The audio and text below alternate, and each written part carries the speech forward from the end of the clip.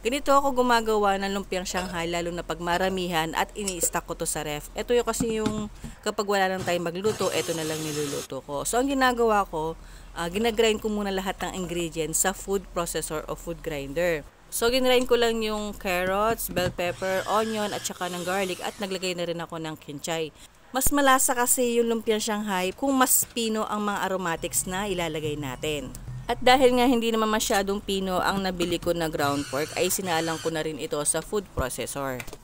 And then tinimplahan ko lang yan ng seasoning granules, ground black pepper, salt at saka ng oyster sauce. Kung mapapansin nyo, hindi ako naglagay ng itlog dahil ito kasi minsan nagkukos ng maasim na taste sa ating lumpiang Shanghai kapag in-stock natin to sa ref. Pwede rin kayong maglagay ng grated cheese kung gusto niyo, pero kung gusto niyo maglagay ng itlog ay okay din naman.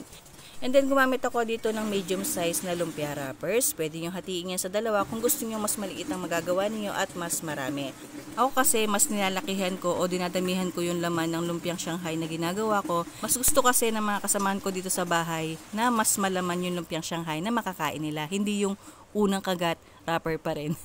Joke lang. And then gumamit lang ako ng pinaghalong flour tsaka ng water para pandikit sa ating lumpiang Shanghai. And then nilagay ko lang yan sa ziploc bag at nilagay ko na yan sa freezer. And that's it. I hope nagustuhan niyo po ang simple tips na na-share ko today. Maraming salamat!